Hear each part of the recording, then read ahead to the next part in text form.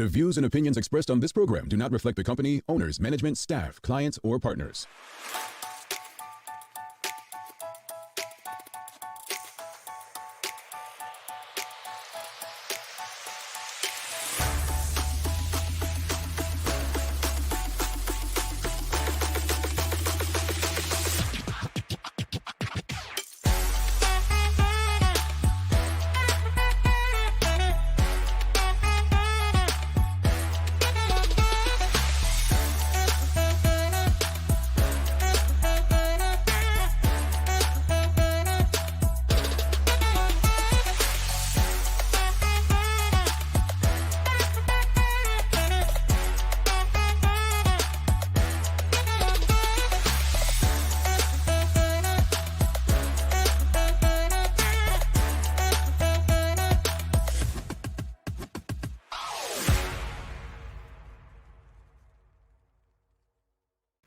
It's Friday, the 12th day of August, 2022. Welcome to the Daily Hour, brought to you by Medical House, One Communications, and Lindos. I'm Jamal Hartman. She's Sancha Durham, and Maya Palacio will be with us in a bit to bring you the latest in her news break, brought to you by People's Pharmacy.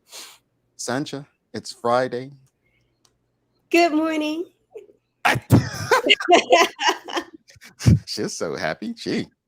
I'm not one. I saw it last week. I feel like I've learned a bit about Sherry. Her two favorite days of the week are Wednesday and Friday. Am I right? Yeah, that hump and that Friday. Yeah. So watching this week, I've learned that. And I can't say I have a favorite day of the week. Oh, I do. When Friday comes, it's not like, oh my God, it's Friday. I don't do much different on Saturday and Sunday. So, yeah. I always, and this is strange, maybe this is just me being me, my favorite day of the week's always been Monday, because I always I don't know, it's weird because I love my routine. Is that strange? I mean, people always thought I was different for that, but when you love your routine, I mean, and I think people who love Fridays, it's like, they like their off time, but for me, my weekends, I always end up doing it just as much work, just different in routine, right? Maybe it's Sherry's a party animal. She's like, Friday. I was gonna say it. I mean, it's just, look at her. Sherry's shaking already. I'm not trying to put it out there, but do her little shake for her.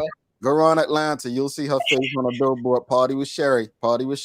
I'm just saying. But hey, that's Sherry's favorite Friday. Greetings, everyone, and thanks for making us part of your daily routine. A good one today as we welcome the general manager of St. George's Club, Carlos Delgado, on. So a lot going on in St. George's. Yes. Yeah, a lot going on in St. George's. The Daily Play is the feud today.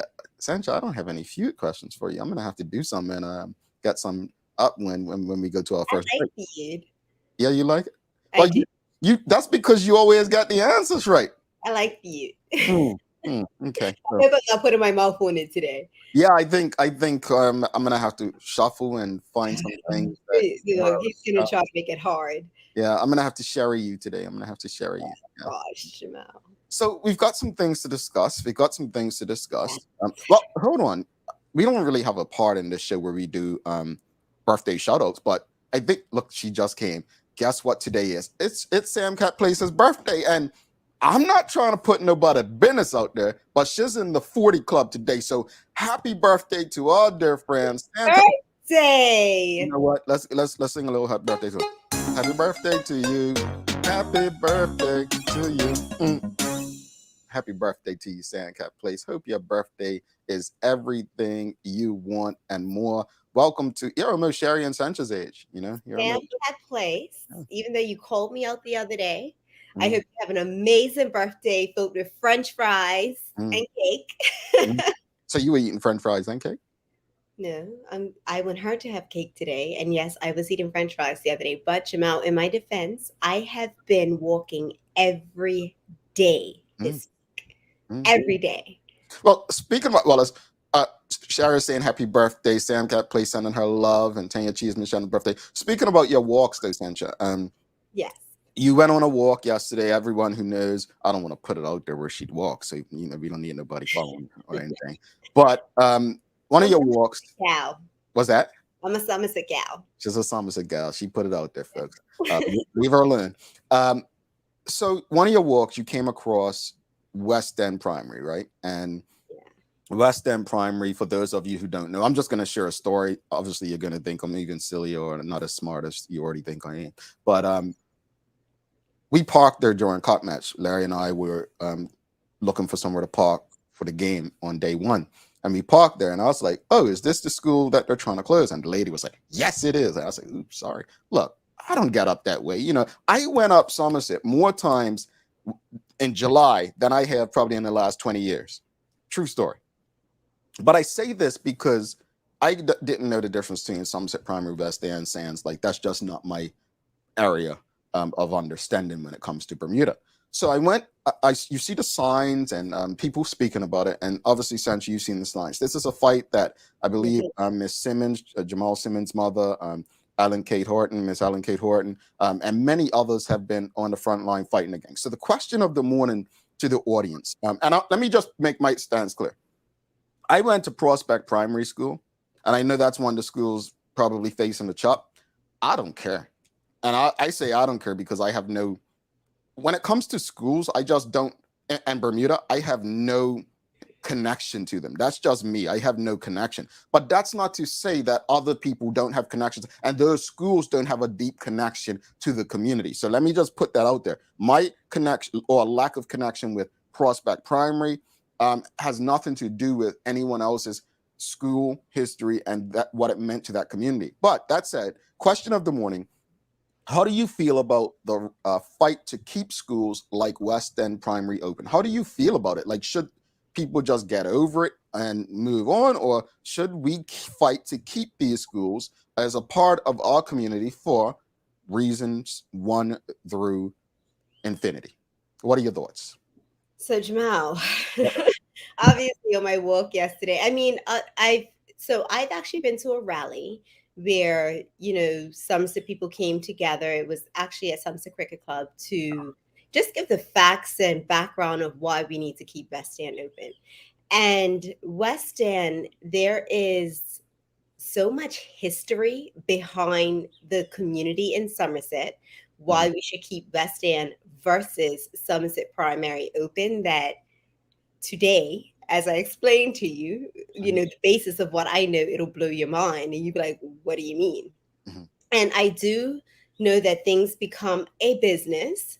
But I think in this aspect, Jamal, the PLP government needs to sit back and they need to check themselves.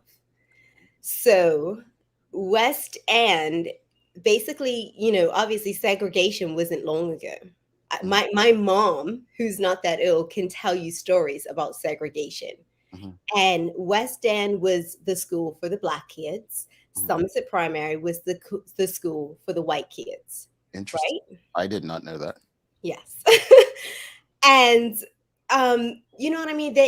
There were funds given on a regular basis to Somerset Primary to improve their school, to everything that happened at West End. It Mhm. has to come through the community, like community raising money, community, coming and doing work. And, it's very community driven. Mhm. So now when you have the choice, now I kind of feel like I went back and I read where they were saying because the facilities at Somerset Primary were more conducive to what they're trying to do in their plan. Mhm. I, Mhm. I understand those things, but the rich history Mhm. that lies within West End, it's mind-boggling to me. It's mind-boggling that they can feel so comfortable and okay with just saying this is a school that we're closing down. And even the principal, Trina Correa, is amazing. Mhm. Amazing. Like, she is from Somerset. So she used to be at Pedro Primary. And I remember when she was at Pedro Primary, I was like, when I have a kid, my kid is going to that school. Right. Mhm. Um, So is the argument to keep the school open and close Somerset Primary, or is the argument is to keep the school open, period? so I mean, I personally feel it's keep the school open. If they have to close Somerset Primary, then okay, but I think that West End should be the school of choice. Even if in the community, Jamal, the kids go to West End and they're playing football after school. They're on the field. They're on the playground. That is Mhm. where most of the kids hang out. They're not going all the way down to Somerset Primary in the little back alley to try to hang out. Somerset Primary is the school. Well, I I mean, mean, sorry, West End is the school. from the other side though, it's like at the end of the day, we know that the birth rate has dropped, right? We know there's not enough as many students. I'm not going to say enough students. I don't know how many students are required to make a school work financially. Those are some of the arguments. I think what I'm challenged with here is obviously the Bermuda Progressive Labor Party, well, a political party that's been hijacked by people who don't, I mean, even understand things like this, in my opinion. But the history of that party would be standing up for something like this, right? Based on the history. However, from a financial sense and a business sense, if it doesn't make sense, I think the argument should be, well, if we're going to shut one down, then it should be Somerset Primary. But if they're saying Somerset Primary is more conducive to the needs of what they're trying to do, then I'll spend some money to get West End to that space and then eliminate Somerset Primary. I get the argument, honestly, I do. But in fairness, I think it's a very balanced argument. It can go either way. But let me say this, right? Yes, the birth rate is lower. You know, there aren't as many students in public school. But Jamal, let's be honest. There aren't as many students in public school because people like me are working very hard to send their kids to private school to make sure that they are getting I don't want to say good education, because I'm not saying that public school doesn't provide good education, but education without all of the mess. The politics and I get you. I can stand like firmly on the fact that I never wanted to send my son to a private school. Never. It was not in the cards. It was like, okay, same way I did. Maybe when he gets to middle school, we'll consider it. But then when I started seeing like you have no idea, like I don't know, it wasn't a good space for me. I wasn't comfortable with it. But you have a lot of people, such as myself, I would be so willing to put that money into a public school. Yeah. So willing. I get it. I completely understand it. How do you feel about the fight to keep schools like West End Primary open? Tanya Cheeseman says, I get that there is history behind West End. However, all schools have their history. So if it was Somerset Primary, should there be the same fight? Just asking. Can I answer first? I will say this, based on what I've learned from Sandra, is the history for West End versus Somerset Primary is very different. The history for West End reflects majority of the community in Bermuda, per se. So, I mean, that's just based on what she just said.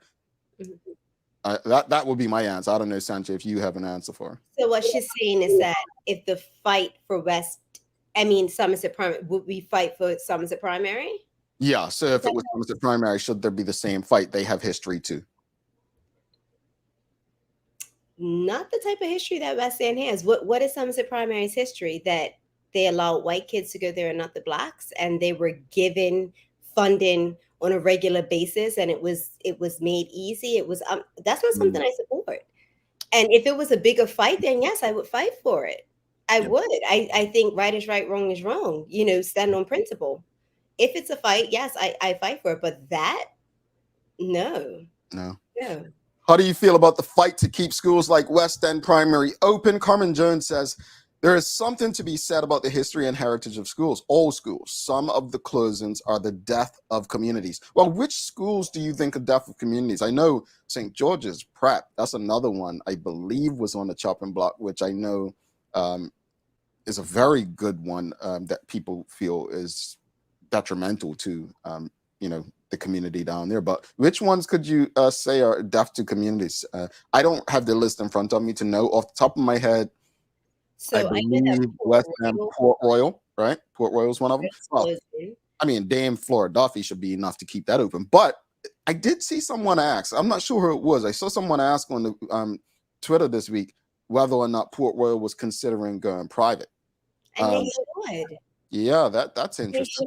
They have like a governing body, and they should. Like I said, I never wanted to send Maddox to private, but that Port Royal was one of our options. It was like, if he's going to go public, I wanted it to be Port Royal, West End. They have a very good program. And even you said St. George's Prep.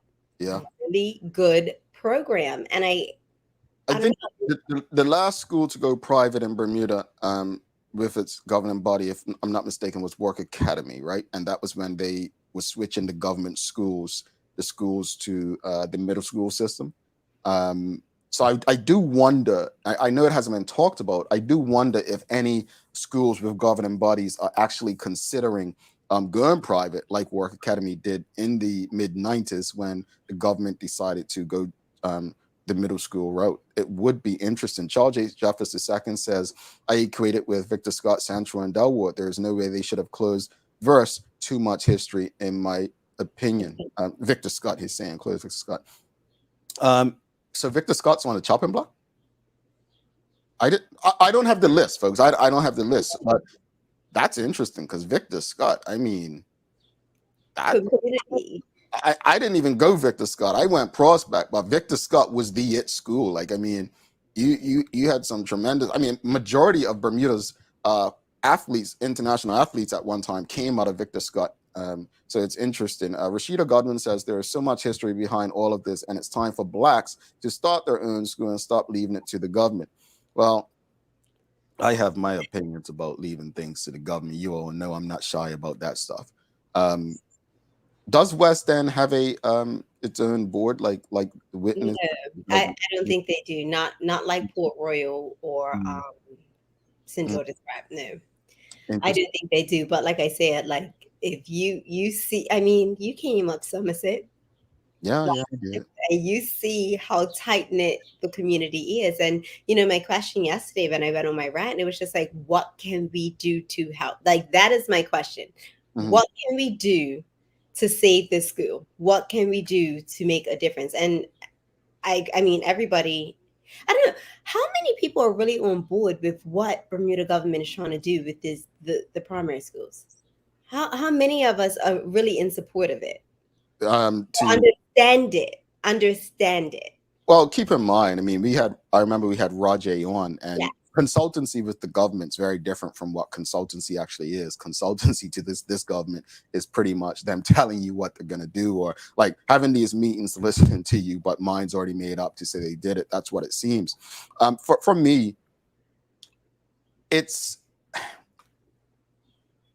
I guess my question is, we know the government needs money, and it's not me speculating. It's just really trying to, like, we don't have answers. I just think they need to be forthright. Like, okay, what's the plans for these schools once you close them?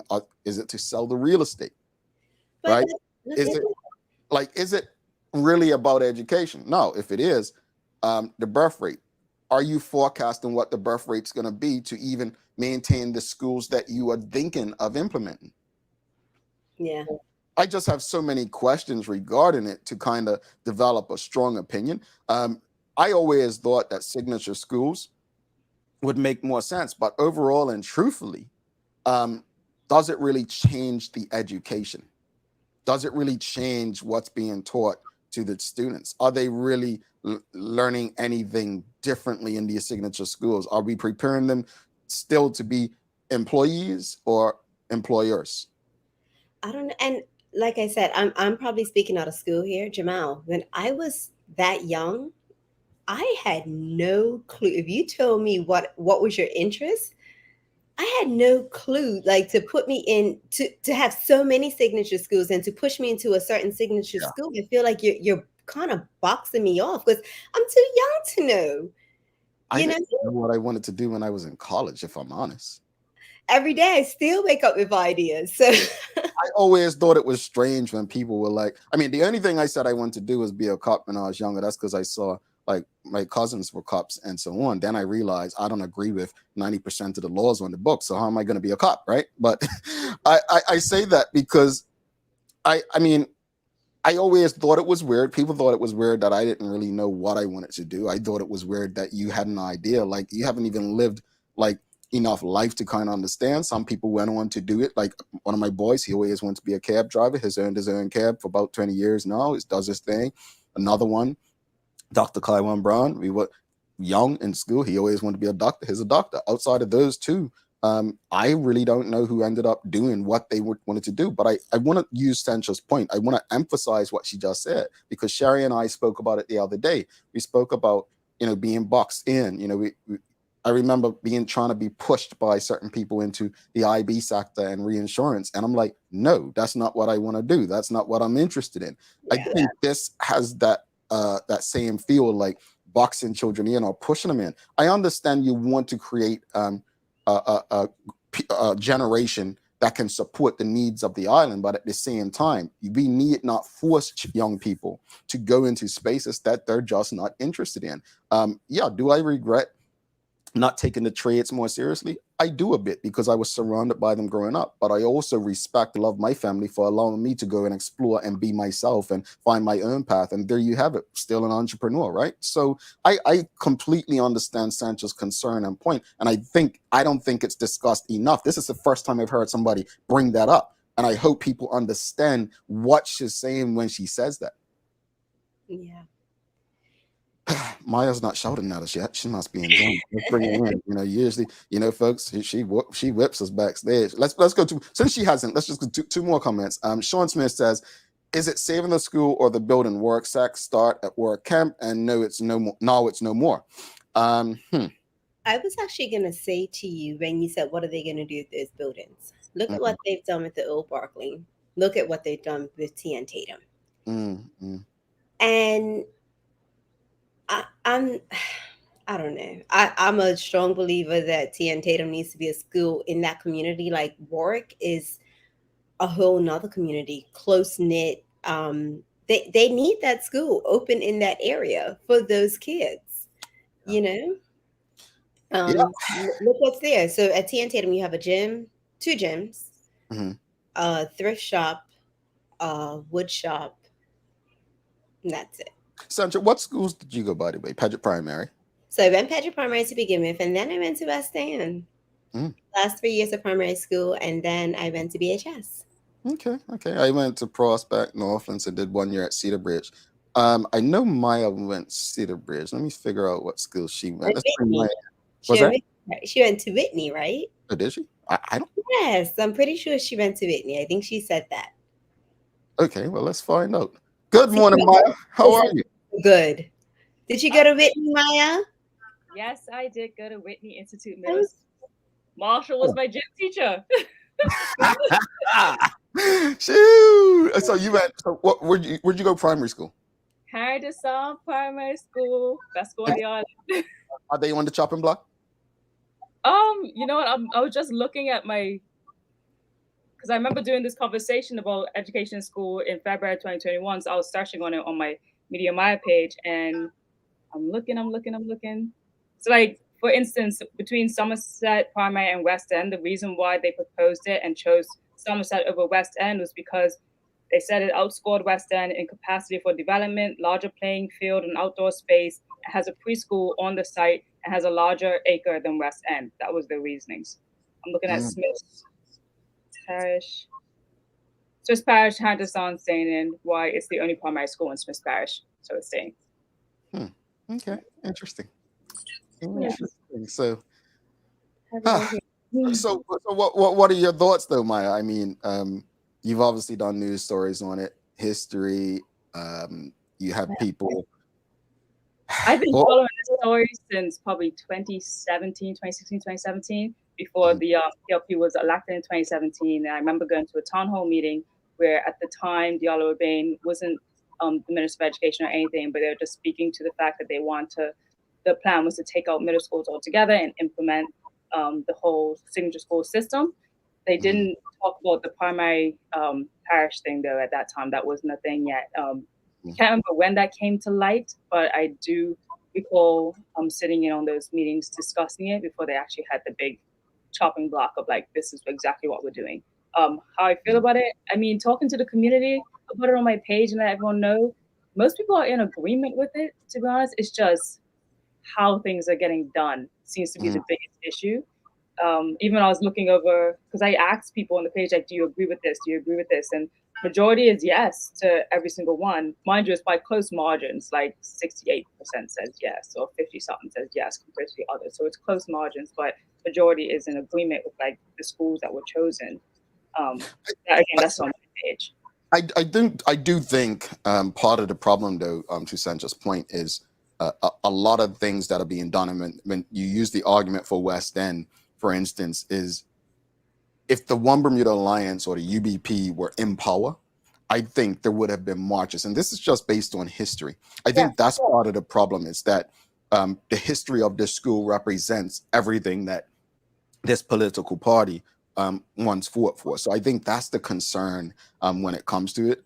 For me, like I said, I don't have any connection to any school. Look, folks, this is not to be negative or rude. I just hated school, so I have no connection to them. I didn't care. I didn't even go to school in my community necessarily. Victor Scott was in my community, so I don't have any connection to Northlands or Crossback. The only thing I mention is my 1 year at Cedar Bridge, but that's my feeling. There are people who literally, they're still best friends. I mean, I am too, with those people that they went to school with. They're still living in those neighborhoods. Some of them volunteer at those schools. I don't do none of that, right? But so I understand it. I just feel like this is a perfect example of a government not understanding the difference between opposition and being government. And now that you're government, you're facing problems that you're like, man, this would have been much easier to handle in the opposition, you know? I think to your point, Maya, quickly, I think everyone is in agreement that something needs to be done. Our school system needs to be revamped. I'm not sure whether we're all in agreement in how it's being done, if that makes sense. Yeah. Yeah. I mean, Sir did also mention that he's going to, or the Ministry of Education is working toward trying to make those historical land sites something. I can't speak to it off the top of my head because I can't remember, but that was something that he had mentioned, and I just been looking to see what the community has been, feeling about that, about his response to like trying to make it some historical landmark or something. So we'll see where it goes from there. But if things want to be done, again, it's hard to say what's the next step. Yeah. Folks, if you think the school should close or open, give us a yes or no. Do you think the school should be closed? Yes or no? Yes or no? Maya, ready for the news break? I am ready. Over to you.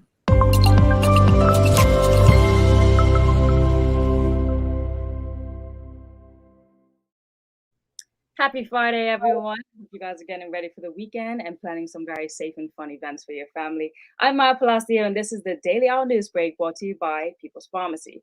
Now, topping the story this morning, everyone is questioning how exactly did an inmate, Antoine Anderson, actually escape from the facilities yesterday. Concerns and questions were raised from the public as well as the Shadow Minister of National Security, Michael Dunkley.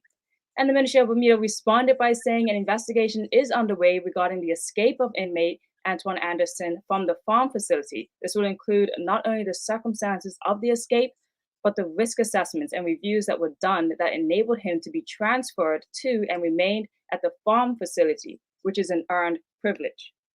Mr. Anderson is currently in police custody and will return to Westgate in due course, and the government appreciates the public's patience as they carry out the investigation. And in more safety-related news, OBA Shadow Minister of Home Affairs and Legal Affairs, Scott Pearman, questions the current government on their silence with the Balco issue. The Shadow Minister claims that the, quote, Bart administration wishes to wash their hands of the matter, claiming the problem to the Bermuda Regulatory Authority issues. But it is the government that is responsible for Bermuda's environmental health. Later, the current Minister of Home Affairs and Legal Affairs, Walter Urbane, responded and saying, I can advise that the government, through the Department of Environment and Natural Resources, continue to be heavily involved with the Environmental Authority and BELCO to address the environmental issues impacting neighbors. The work is ongoing, and the public will be advised as soon as possible of the next steps. He continues by saying that to suggest that the government has no interest in the impact of BELCO's power plant emissions from their North Tower is an absolute falsehood. My only reference to the RA was to support their recent public statement cautioning BELCO about information relating to and using liquefied natural gas. And in some happier news, it's time to congratulate some of our athletes again. Congratulations are in order as we continue to celebrate the achievement of our athletes. The Bermuda Football Association announced the Under-14 boys squad for the upcoming 2022 Caribbean Football Union Under-14 Challenge Series. The tournament will take place between August 13th to the 21st and will be held in Dominican Republic. So congratulations to the team and to the guys who are picked to represent Bermuda. And closing out today, there will be a candlelight vigil for Trinai Robertson Burgess tomorrow, Saturday, August 13th at 7:30 p.m. at Southampton Rangers parking lot. Trinai was sadly killed in a vehicle collision during the cup match holiday in the area, and anyone wishing to pay respects may attend. And now for the weather, it's looking like it will be a bit rainy today, which is good news because the sun has really been beaming, but there still will be sun throughout the day. So be sure to grab your waters and stay hydrated because we have a high near 88 degrees Fahrenheit. And that's all for me. I'm Maya Palacio, and now let's get back to the Daily Focus. All right. Thank you so much for that, Maya. Sancha, you've got days of the year for us? I do. Today is World Elephant Day. I love elephants. Do you like elephants, Jamal? I have a story.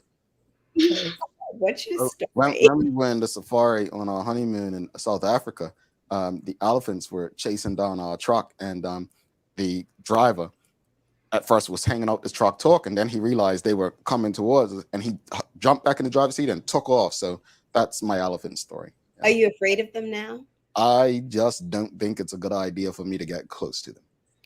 Okay. Well, today is World Elephant Day. They're intelligent, they're family oriented, they have great memories, and they're capable of feeling a wide range of deep emotion, from intense grief to joy to elation, as well as empathy and stunning self-awareness. They are complex, supportive, and much like ourselves. Obviously, we know that elephants are endangered. We admire the elephants in part because they demonstrate what we consider the finest human traits, but the way we treat them puts them on display in the very worst human behavior. Did you hear the story about the elephant last month where some lady found her in her casket, went to her funeral and stumped her again? Did you hear about that story? And people are trying to figure out, what did this lady do to this elephant? Yeah, it's true story. True story. I don't know if it was in Asia. I believe it might have been in Asia. Yeah. Google that. I am. I also have another fun day. National Vinyl Record Day. How old are you? Remember vinyl records? I do. Listen, I used to be up Teal's Hill watching Playboy spin their records and wanting to be a DJ. I'm telling you, you can ask Damon. I was so passionate about wanting to be a DJ. Yes, and I lived in the vinyl record days, but I also think it's still really cool to collect vinyls and stuff like that. Maya? Vinyls have come back huge, especially when I was in university. Like all those companies like Urban Outfitters and stuff, they all sell the record players now, obviously a lot more modern looking. I have a couple of them back there, like from my mom's collection way back when. Like I have a stack of vinyls. And I have It's super cool, Jamal. So you're telling me you don't have a record player, Jamal? No, I don't. I don't even think my daddy still has one. I'll have to ask. You have vinyls, Jamal? No, not. Look, man, I just press play on Rusty G on my computer and just boom. That's the way it is these days. If Rusty G came out with a vinyl, I would buy that. If he came out and gave me a vinyl record of his latest, I would buy that. We gotta go, Maya. Have a great weekend. We'll see you next week. Bye, guys. All right, we've got to take a quick break, folks. We've got Carlos Delgado coming up from the St. George's Club. Sancha, I want to see you DJ now. We've got to see it. I would love to be a DJ. What's your DJ name? I haven't thought that far. Think of a DJ name for Sancha, folks. Put it in the comments. We're taking a break. We'll be back with the general manager of St. George's Club, Carlos Delgado. We're not talking cricket club, folks.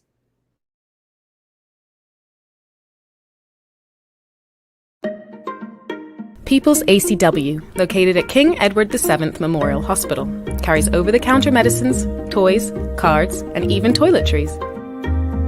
Our knowledgeable staff are there whether you're at emergency, visiting family, or a member of BHB staff, to show you our best even when you're feeling your worst. People's ACW, we're here for you.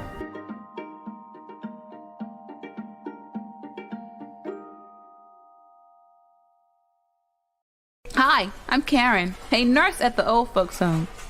These long hours used to kill my feet until my hairdresser told me about a great place to buy a pair of clogs. Medical House. Finally, relief. They also carry uniforms in bright, bold colors. And not to mention the support stockings. Karen, Miss Soltis read her bed again. Oh gosh, these days, I need all the support I can get. Medical House has relocated next to the Dendy Town Field, number 6 Bakery Lane, Pembroke. Welcome to the new bulk store, Lindo's Next Level. Wake up in the morning with enough coffee to keep you running throughout the entire day. Your pet at home deserves the best. Stock up on dog food to keep your puppy happy. Need a quick, tasty lunch at home? Your chicken nuggets will be jumping right out of the freezer. What's a movie night without popcorn? You can never have too much. Lindo's Next Level. Why go anyplace else?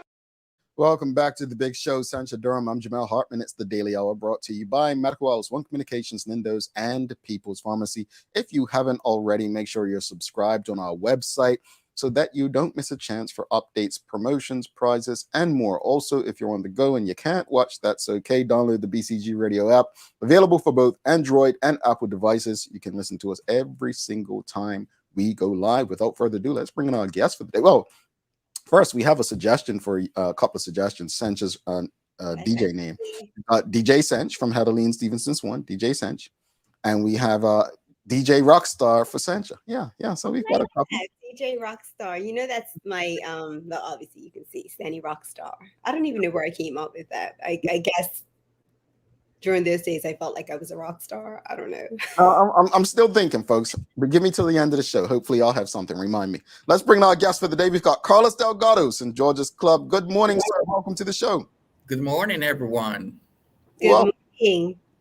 I'm Carlos. I must ask. We're looking for a DJ name for Sancha. Do you have any space for her to maybe, DJ down at St. George's Club? I don't know what her skills are like yet, though. Not really. Not really? Okay, all right. He's not going to go out on limb for me. He's like, no, thanks. Get good and then come and see me. But look, thank you for coming on this show. No, thanks to you guys to interview. No worries. I've actually stayed down St. George's Club.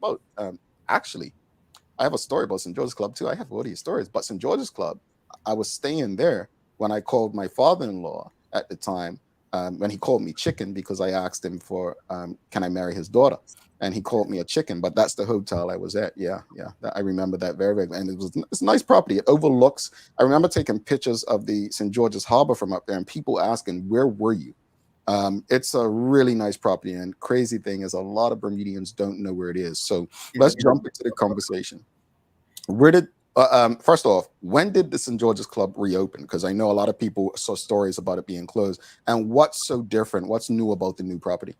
Well, St. George's Club opened June 2nd. That was our soft opening because we are not ready for all the cottages, but we're getting to that goal. Okay. June 2nd, right? June 2nd? June 2nd was the opening.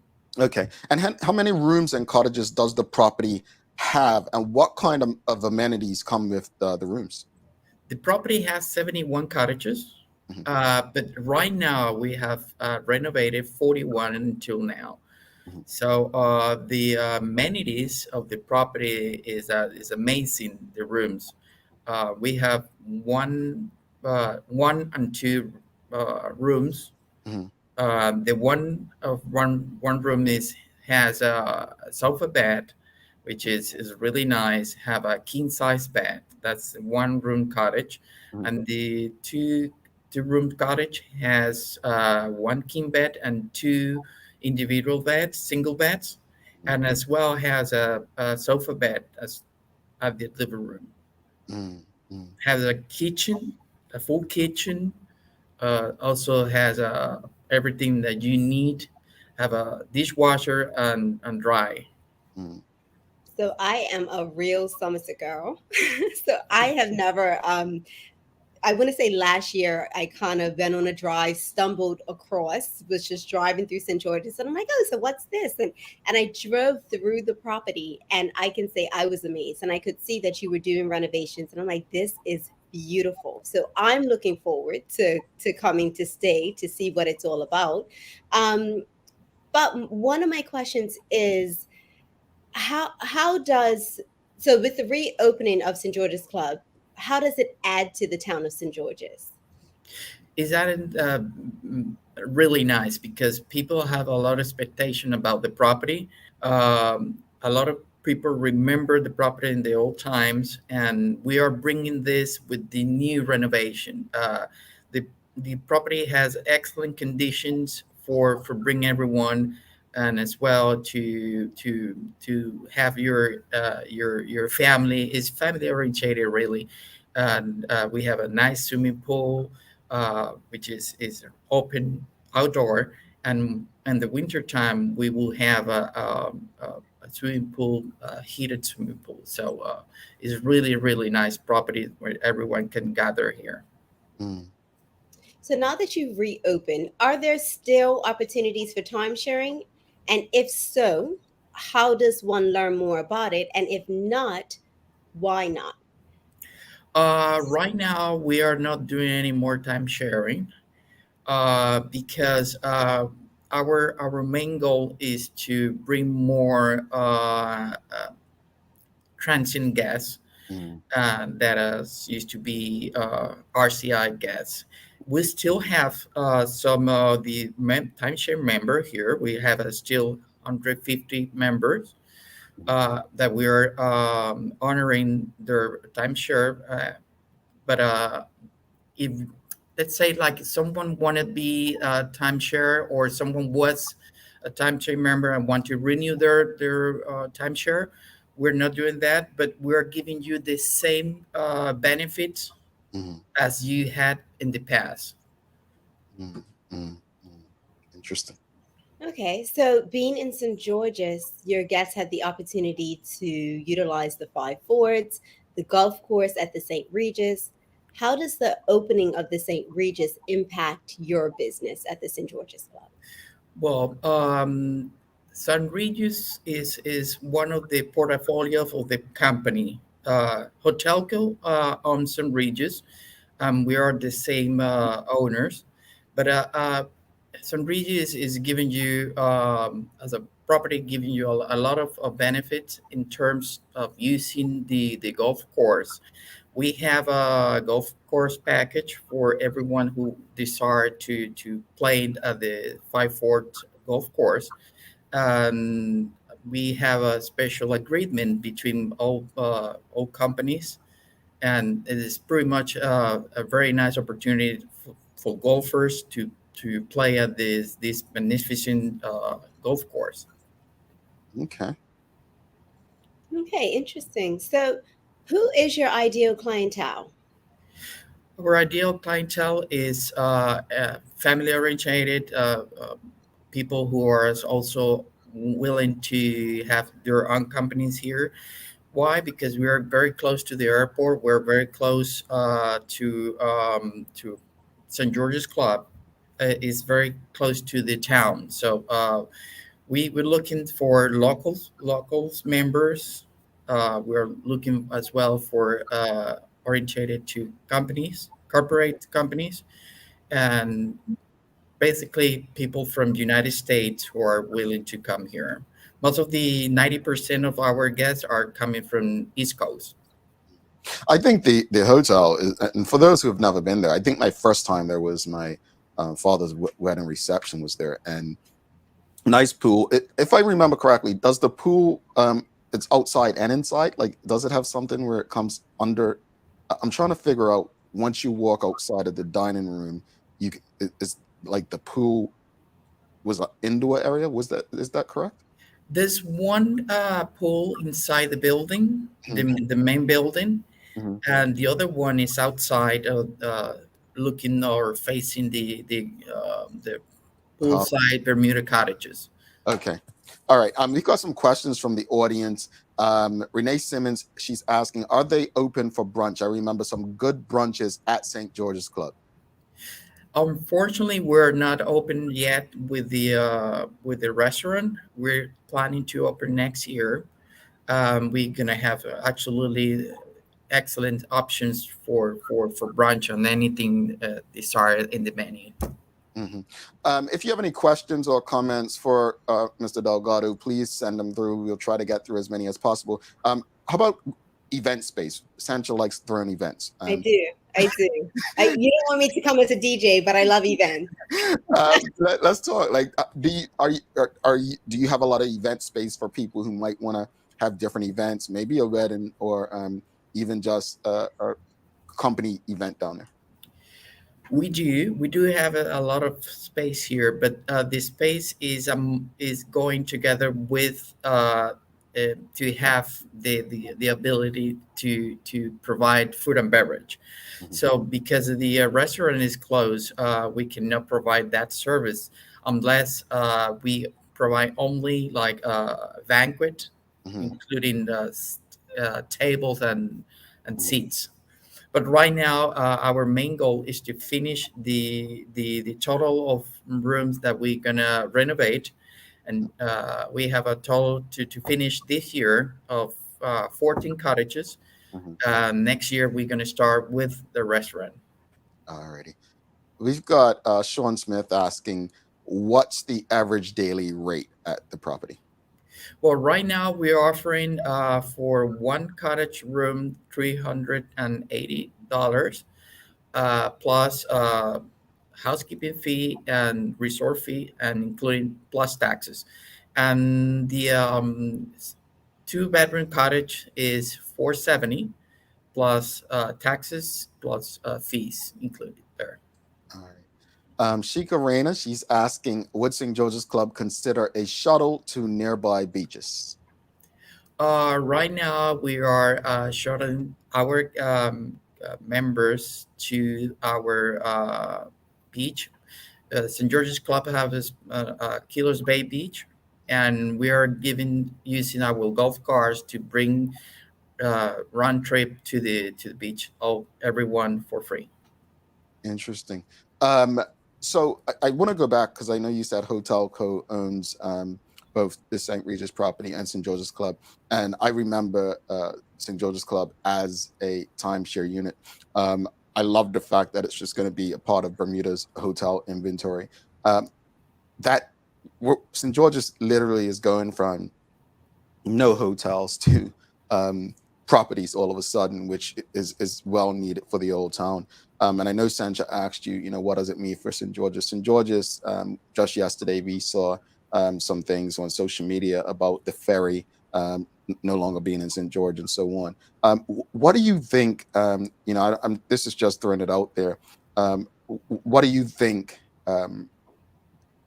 will help St. George's as a whole and your property as it pertains to people choosing it? Because having worked at tourism previously, one of the top things people thought about in staying at hotels on an island was they want to be on the beach or they want it to be in the city. Obviously, competing, you've got Hamilton Princess right in the city, and then properties with like Fairmont Southampton no longer open, Elbow Beach not open to guests. How does this help you being where you are, but also with St. George's being challenged? Does it, how are you guys working through those challenges down there? Well, we're working really hard on those challenges, especially because the season is just starting this year. We are working very hard to get to know the property because, as you know, the property was closed for 2 years approximately.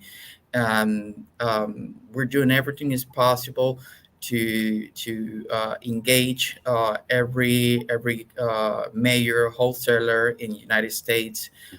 We're doing as well using OTAs, which is online travel agencies, in order to drive more business to the property, and as well using this channel is very specific because we are gathering more. We want to get in touch with Bermudians to come here to the property to know us, because it really is a nice, really beautiful property.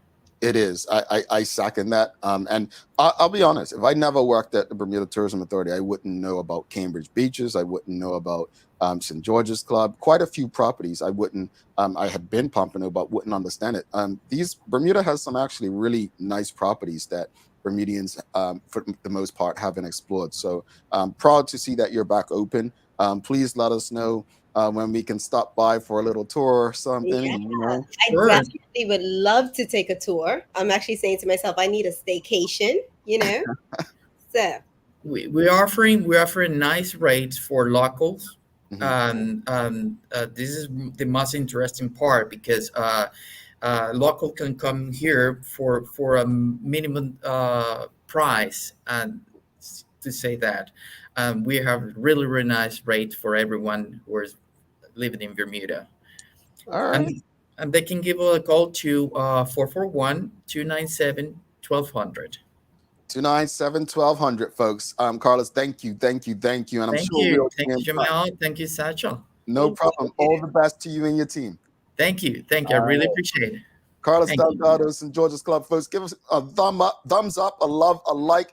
And I encourage you, folks. I encourage you to go check it out. Check it out. Again, Cambridge Beaches, St. George's Club. There's quite a few properties, but St. George's Club, the view that they have over St. George's Harbor, folks, is crazy. Jamal, I really did just stumble across it, and I'm like, what is this place?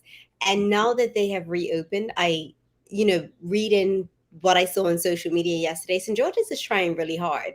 And I can say, I would love to say, you know what, let me go spend a weekend in St. George's, see what's going on. They have a lot to offer now. So I am going to make it a point to have a staycation, a weekend, and relax in St. George's. I'll let you know all about it. Tell us all about it, folks. Don't go anywhere. We're going to take a quick break. We will come back. We're going to do a giveaway. We're also going to do the feud, and then we'll wrap it up. Stick with us. A lot happens around your home. That is why at One Communications, we have introduced affordable security and video monitoring, because everyone should be able to afford to protect their family. Anytime, from anywhere, One Home Security keeps you connected and puts security in your hands with an easy-to-use smartphone app to control everything. Home security is important to keep you and your family safe. Motion-activated cameras around your home and security monitoring within create a complete security system providing protection both inside and outside your home. Professional monitoring means that there's someone on call with 24/7 protection to notify the authorities and help keep you and your loved ones safe. We are dedicated to whole home protection with indoor and outdoor cameras, smart door locks, motion sensors, and more, so you'll always be connected to what matters most. With professional installation, no upfront hardware fees, and low monthly rates, because keeping your family safe should be affordable for everyone. Total home video monitoring and security, there's no better way to protect your home than with One Home Security. I'm part of the SSCP, giving us opportunities to go out and sell, which is what I'm doing today. One of the most important things I learned in the SSCP is that failure is just a part of being an entrepreneur. As a vocal community, then you can't go anywhere, can you? I just believe it's a really beautiful and amazing experience for everybody. A lot of late nights being up trying to finalize things, especially for me. You don't have to do everything at once. Little steps is the key to success. They helped me go through every step of the way. It has helped me gain more confidence, so that's one thing. I'm Marley Spriggs and I am an entrepreneur. My name is Joshua Allen and I am an entrepreneur. My name is Trey Robertson Richards and I am an entrepreneur. My name is Namira Rayner and I am an entrepreneur. My name is Vincent Darrell and I am an entrepreneur. I'm Shayla Swan and I'm an entrepreneur. I am Sophia Paxenhan. I am an entrepreneur. My name is Zion and I'm a young entrepreneur. Alrighty, Central Durham, I'm Jamal Hartman. Big show, it's the Daily Hour. Thanks again to Carlos Delgado from St. George's Club for joining us today. Again, if you appreciated today's conversation, found it helpful, give us a thumbs up, a love, a like. Make sure you are sharing these conversations amongst your folks. Thanks again to One Communications, People's Pharmacy, Medical House, and Linda's for ensuring we're able to have these conversations. It's time for the Daily Play, brought to you by Heineken 0.0, great taste, no alcohol, and Bermuda Trivia, now available for purchase at Somerset Pharmacy, People's Pharmacy, Flying Collar, Caesars Pharmacy, Robertson's, and Brown & Co. Follow Bermuda Trivia on Facebook, Instagram, Twitter, and TikTok to find out why it's Bermuda's favorite trivia game. Sandra, are you ready? Let's have it, Jamal. All right, it's the feud, folks. Here we go. Here we go. Let's do it. Help her out. You know we love the feud. Oh, we got some people in the audience. Paulie Rich says, going to Cambridge today. And Renee Simmons, the view is awesome. A nice weekend getaway. Sandra's going to show off when she gets up there. Let's do it. Let's do the feud. Here we go. Here we go. Here we go. All right. First question. This is so easy. Number one answer. Name a country older than the United States. Europe? A country. That's a continent. A country? Older than the United States. I don't know, Jamal. I freeze up all the time. Nobody's got it? Someone got number one. Africa's not a country, Tanya Cheeseman. England is the number one answer. Everyone got England. So I said UK. I guess I meant England. France was actually number two. France was number two. But Africa's not a country, folks. It's a continent with about how many countries? 50. I don't know. Anyway, I am gonna have a trivia party, and I'm inviting the audience. Like, we're gonna study one weekend. And let's come do it. back and be like, I'm gonna have a trivia party. Trivia party coming up, folks. Here we go. Second one. Oh. I literally just picked these randomly just now during the break, folks. So forgive me. All right. Second question. Name something dogs do when riding in a car. Put their head out the window. That was so easy. That was so easy. Like head out window, it says, and then bark was number two, sleep number three, pant. What's pant? Number four. Oh, like that? No. The five grow up. All right. Last one. Oh, goodness. I literally randomly picked these, folks. All right, here we go. Name something a man might wear a long time before cleaning. A long time before cleaning his, I want to say boxes, but I want to say socks. So let's say socks. This is number one, bruh. I don't know what man they talking to, right? But no, bro, nah. But man, you all are really, that's what you think of men? Listen. Number two. I can understand socks a bit. I mean, I don't wear socks as much, but shoes, it makes the most sense, right? No. I feel like guys that like don't know where the clean laundry is, they're picking stuff up, like, let me smell this, doesn't need to be washed. Oh, just put it on, I'm late. That's how I feel. Oh, no, fellas. Until you get married, and then the wife is making sure that everything is in place and you have on clean boxes every day. Nah, I wearing like that for marriage. Like dirty underwear. If the clothes may stay out, but the underwear goes right in the what's that thing called? Hamper. Hamper? Yeah, the hamper. Look, I know where they go. I don't need to remember the name. Folks, the hashtag for today's giveaway is the Daily Hour. Hashtag the Daily Hour. Sanj, let's wrap it up. Discussion, schools, West End, and then St. George's Club. Yeah, so obviously you guys know it's near and dear to my heart, and it wasn't until I actually went to the rally and heard the deep history where they talked about West End, Tin Top, when they were located in Dockyard, and they were shifted, and how they never got funding. The funding was easily given to Somerset Primary because that's where the white kids went. And, we had to come together as a community to make sure that our kids had, and there was school. Like, they even talked about how it was like it would rain and buckets of water were coming down and the kids were getting wet. And it wasn't, the government did not give funding for this. It was actually the community that came together to fix the roof to make sure that the kids were taken care of. And this is the school, from the 1800s that our PLP government, our Black government, wants to close. Because of the acreage. Okay. Wow. I'm not in agreement. I wish there was more I could do. West End is deeply rooted within Somerset community, and it's necessary. St. George's Club, It's definitely piqued my interest. I think that St. George's is a lovely area to be in. Every time I take a drive, I'll spend a day. I would love to spend a weekend, and I'm going to do it at St. George's. I mean, I'm happy they're open. I'm happy that we're getting more beds so people can come and visit, and our tourism, can be boosted again. It's very necessary. I'm happy. I completely understand the arguments on both sides for the schools, but I think there's an expectation here of the current government, the political party that they represent, that they would be more conscious in their decision making of which schools, and I think that's where the separation is, right there. As far as St. George's Club, look, I say this respectfully. Bermuda needs all the rooms and help they can get. So this is a welcome addition to the inventory for Bermuda hotels. But here's one of the key things that he said that I hope everyone took away.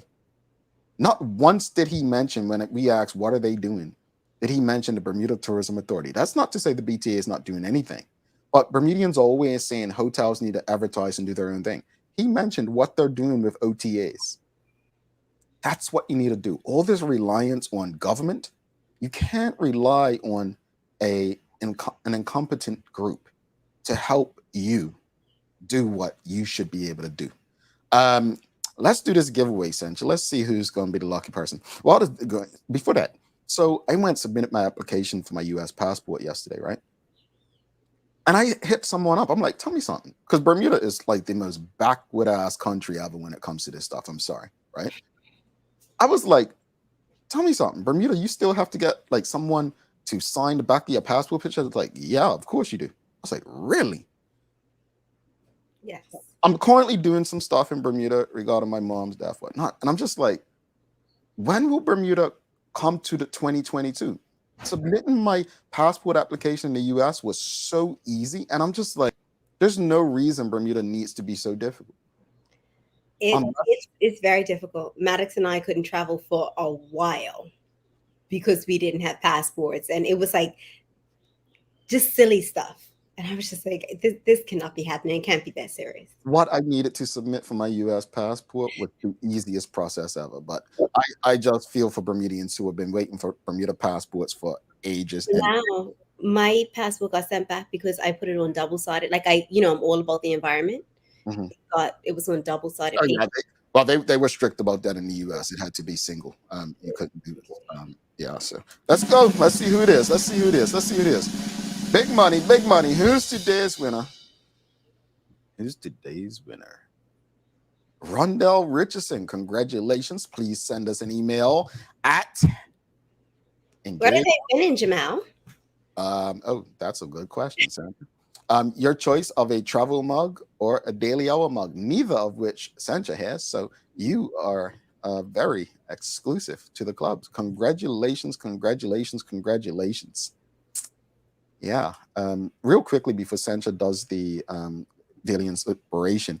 So Michelle White says right now the passport's taken 20 weeks. I know someone who's been waiting since March. And then Renee Simmons says I've been waiting since February. Wow. That's crazy. Well, didn't Jacob say like that was one of the conversations and one of the things that they were working on, us being able to print our own passports again? Oh, sorry.